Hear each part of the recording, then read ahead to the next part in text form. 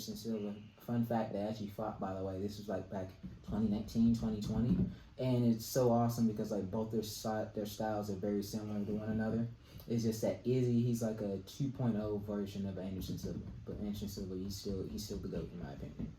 What's going on, guys? Welcome back to Tell It to Trevor. My guest today is Malik Bowman. What's going on? Alright, if you guys don't know, me and Malik used to work together. We used to work at Pepsi. Pepsi. We're not ashamed to plug Pepsi. They treated us great for a bit. Yeah, they did. No hate on y'all. Just no sponsorship yet, but yeah. Right. You know where I live. You know my number. You know my email. Just make your connections. I'd love to plug some Mountain Dew. Or Celsius.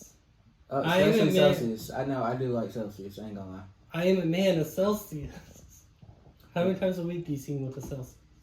Dude, I see you with the Celsius almost every time I come over here. We hang out. Exactly.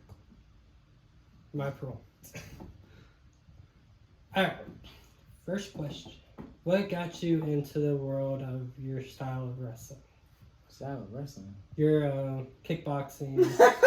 No, you're fine. Your martial arts. I know. Yeah, I'm just messing with you. Nah, I know what you meant. What got me into it? Honestly, I'm a comic book and anime nerd, so like really Dragon Ball Z, Naruto, One Piece. Good God, yeah, My Hero Academia. Yeah, especially My Hero Academia. But no. Back in the old days, dude, I'm talking about like going back to Dragon Ball Z. What kid didn't want to shoot a Ki Blast or a Kamehameha back then? What kid wasn't screaming at the top of their lungs trying to power up to become a Super Saiyan? Everybody. But that's kind of what got me into it. At the same time, I was bullied a lot as a kid because like I'm not that big of a person, even now. But especially back then, I was like one of the smaller kids, so I was always picked on. So yeah, that's how I got into it. Just anime and Marvel superheroes. Nice. What was your favorite movie of all time? My favorite movie of all time, dude. You have to give me a genre or something Anytime. like that, because we got to narrow it down because there's a lot of great movies. Because my top 5. Okay. Since I gave the last person top 5. Okay. It's only fair since he's right there. Well, okay, this is probably way out of left field. Forrest Gump, I put at 5. Forrest Gump, 100%. Let's see. What's so funny? Nothing. Good God. Forrest Gump. I would say Iron Man 1 at number 4. Because I mean, I'm not gonna say all the other ones go downhill from there, but I'm sorry, to this day, still Iron Man 1 is like still one of the best in terms of Marvel movie content. So has let's see, I said Iron Man 1, Black Panther. I would put at number I put it at number 3. Let's see, what else? What's one I just saw? Yes, Barbie. I know that sounds weird. I know some yo, laugh at me if you want to. I actually watched the movie. I did enjoy it. I had saw Barbie recently and I really did like that. She fine as hell. Oh my God, that's not the reason why. It's gender roles and masculinity versus femininity. Even though there shouldn't be a versus, it should be more of a balance because we need the two in this world. But like I like their ideologies of the masculine and the feminine and how they coincide with one another and how they work together. So yeah, I did like Barbie. Was that 4 now? Yeah, and then I'd probably say the Batman. That came out back in 2022, and Robert Pattinson's take on the Batman, absolutely loved it. Even though it was a long movie, longer than you would expect it to be. I saw it like maybe twice in the theaters and then one more time at home. It was that good of a movie. Also honorable mention, John Wick. All of them. Especially number 1 and number 2. What is your favorite TV show? Top 5. Top 5 TV show. Good God. You have the X-Men, the animated series. They just recently came back out on Disney Plus with the X-Men 97 series. A whole lot of older fans that are like in my age group, probably like late 20s, early 30s, who've seen it when they were little kids. A lot of them didn't want to go ahead and watch because it's not a reboot; it's a continuation. I'm not going to spoil anything, I don't like doing that.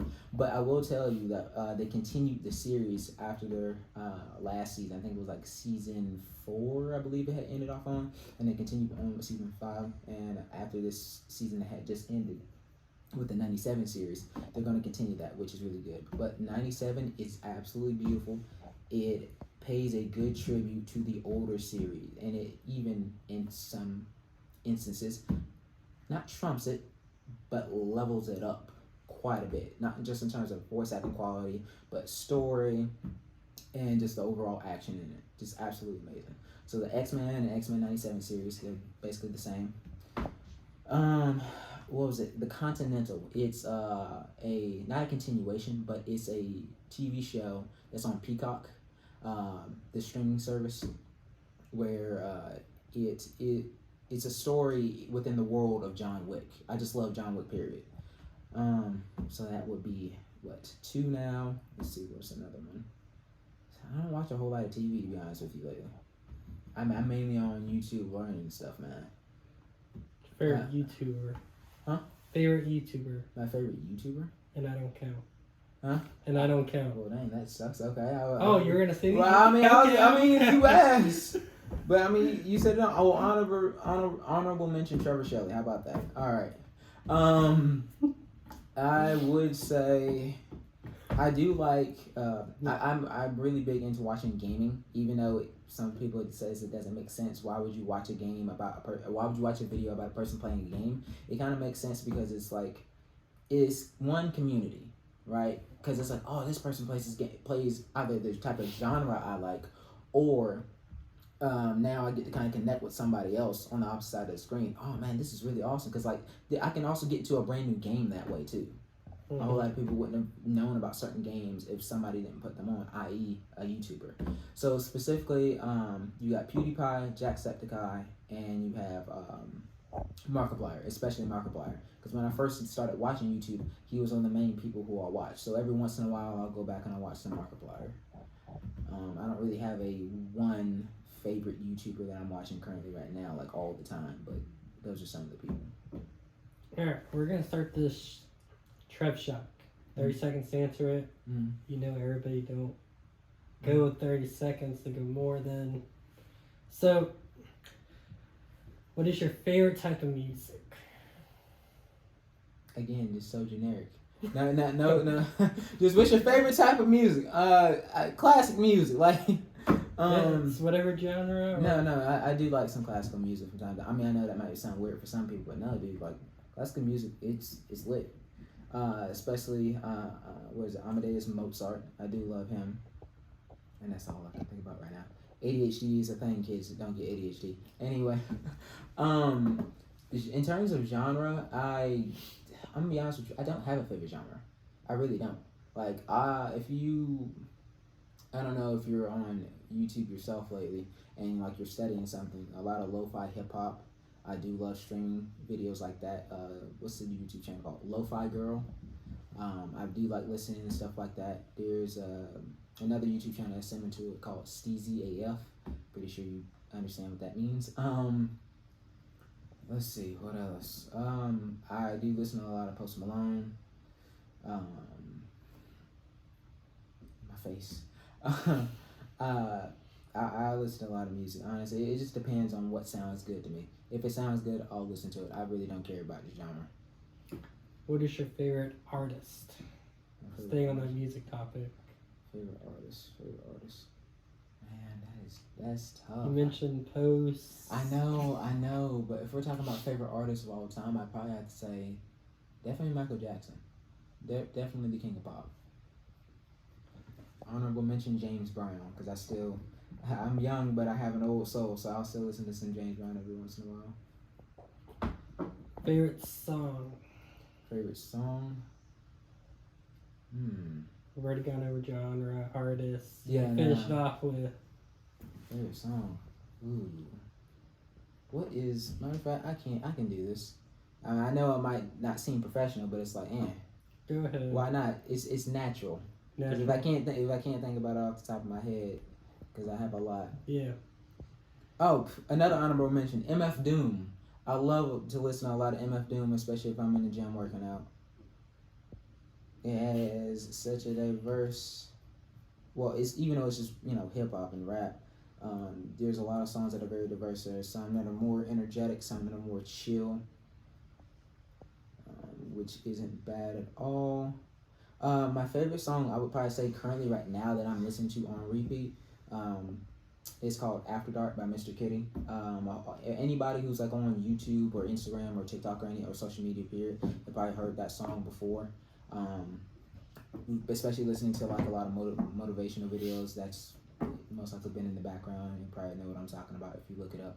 Again, After Dark by Mr. Kitty. You haven't asked me any questions about fights or anything like that. Okay. Yeah, you so asked me about my favorite fighter and all this other stuff. Alright, so back to the fighting one. Mm-hmm. Favorite fight you have seen so far? Favorite fight I've seen so far? Well, I'll be honest with you, there isn't a whole lot of current fights that I've been looking at. I'll kind of look at more at older fights. And this isn't old. So going back to Israel Adesanya, one of my favorite fights of his is definitely him versus Kevin Gastelum. I understand like one of his most recent fights between him and I'm trying to remember his name. It is on the tip of my tongue. It's gonna come back to me. I need a second. But between him and Kevin Gastelum, can't remember if it was like 2021 or 2019, where typically Izzy's fights, he's able to pick people apart from a distance because like one, he's just good at reading and reading his opponents and seeing what they're going to do before they do it. At the same time, he's just very tall, very lanky, so he's able to keep people at the end of his punches and kicks. A lot of feinting and faking, which feints and fakes are totally two different things. They are not the same. A fake is when you act like you're going to throw something. Feinting is just pretending to throw. So like if you fake a shot and then you throw something else. So if I pretend to throw a kick and I throw a punch, that'd be me faking a shot. But feinting is me acting like I'm going to do something I don't. Because I'm really just trying to gauge your reaction, which is what he does a lot. A whole lot of people just, especially in my gym, they'll throw stuff, but they'll throw fakes and feints and they don't really know what they're doing or what they're really looking for. You're essentially looking for a reaction to what you're doing, from your opponent to what you're doing. That way from there, okay, if I act like I'm going to throw a jab, oh, this is going to be open, okay, I can just hit you there. So you can pretty much predict or determine what they're going to throw, and then you can throw something in response to that. But anyway, going back to Kevin Gastelum versus Israel Adesanya, that's one of my favorite fights of his because like it was a total dog fight. Like a total dog fight. It was like blow for blow, like back to back. Like it was just absolutely amazing. Still to this day, it's one of my favorite fights of Izzy. Alright, you got any upcoming fights coming up? Yeah, people could come out and go see you if you wanted. Well, there's an organization called IKF, where it's basically kickboxing. It's like point kickboxing. So it's semi-contact. It's really no knockouts are allowed because like I'm still very amateur in my profession right now. I'm trying to build up and work my way up to doing full contact and then going pro from right there. So right now, a couple of my coaches and I at my gym, we're talking about just taking it slow, taking our time, learning the ropes and getting my skills down. So we've been doing a lot of those IKFs. But to answer your question, the next one should be coming up in July. I can't remember what the date was. It was the last fight I had. What was it, 2 weeks ago? Yeah. Yeah, it was. Because last week was my birthday, so yeah, the week before that. Yeah, so it was about 2 weeks ago. I didn't win, which sucks, but it's okay. It's not really about like just. I mean, yes, winning and losing. That of course everybody wants to win. Who doesn't want to win? But like, it's not how. You saw it going. No, it's definitely not how I saw it going because I was working hard in the gym day in and day out, and I remember too because there'd be times where you call me up and ask me, hey, what are you doing today? I'm like, dude, I'm at the gym, like I'm hitting hard. Exactly, I'm preparing for this fight because I want to make sure not only my cardio is on point, but at the same time my skills are on point. Because my first fight, the way I fought, and I can show you the video later if I hadn't showed you already. For my first fight, I haven't received footage from my last one. Or in my first one, I just blitzed the guy. I was just much faster. and I was able to slip punches, even some kicks too, and back up out the way. But the way I fight now, in terms of like skill and overall style, is totally different. It's more technical. It's less just let me just blitz him and hit him as fast and as hard as I can. Because anybody can do that and just get lucky. That can be anybody. But to actually be smart, be technical, look for things, look for openings and weaknesses in your opponent's overall style, and then pick them apart from there. Now that takes true skill from there to go ahead and do that. But yeah, it's going to be in July. It's going to be another IKF over in, I believe, Myrtle Beach, South Carolina. I'll have to get the date, the day and times for that. But at the end of my second fight, despite the fact that I had lost, what's funny is that I'm trying to remember his name. I'm forgetting a lot of names right now. This is terrible. Typically, I'm able to remember names. Johnny Davis, that was his name. Because he hosts the fights, and it's essentially his company now. He used to be a fighter himself. I believe his nickname in the ring was Sugarfoot, if I'm not mistaken, because he was really good at kicks.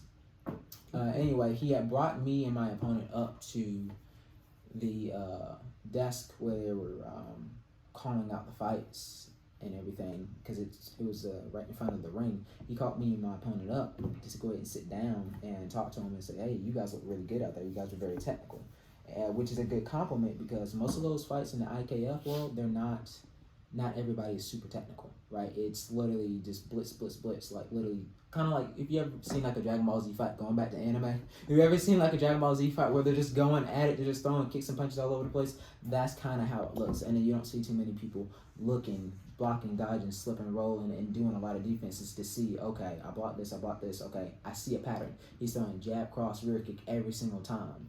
Okay, jab, cross, there's the rear kick, move out the way, cross, jab, switch kick, or something like that to go ahead and return back. Anyway, long story short, they had congratulated us on our skills, and I do. We want to invite you guys to like this next one coming up. We want to see y'all fighting it. You don't really see that a whole lot. You don't see a whole lot of promoters telling people, hey, no, you're really good. Like, come do this next fight that's coming up. Like, we want to see you again. Which, even though I lost, it was like a good compliment to not only myself, but also my coaches in my gym as well. Because one of my coaches, Lunchbox, we were working a lot of stuff, especially angles. Everything we worked for the past month and a half showed up in that fight, and he said he was proud of me. And I was like, you know what? That's good. We did good here. We got congratulated. He was proud of me. Everybody, especially in our fights, because it wasn't just me who fought. It was a bunch of people from my gym who came and fought. And one of our guys, it was his first fight, and he did exceptionally well on one of that. So, no, everybody did get in that fight. Who was your mentor? Who was my mentor? For the final question. You mean like in terms of fighting? Yes. Or? Yeah, I would say it would be one of my best friends, Lunchbox, who's a coach up at my gym. It's between Lunchbox and our head coach, Ed Stahl, who owns the gym. He coaches whenever he can. But the main coach who's taken up the mantle of striking and just Muay Thai has been my buddy Lunchbox, and he does an amazing job ever since he took over there. Everybody's just looking phenomenal. Like, we're all looking good, and we mainly work together. Like, I'll come in, I'll do the classes and everything, and then literally as everybody else is leaving, we're still on the mat sparring and doing pad work and bag rounds and just talking, and he's just teaching me a whole lot of stuff. Do this and do that, and he's just really helping me up my skill, and I really appreciate him for that. So I'd probably say my buddy Lunchbox. Okay. Well, thank you for being on the podcast. Mm-hmm. See you guys next time.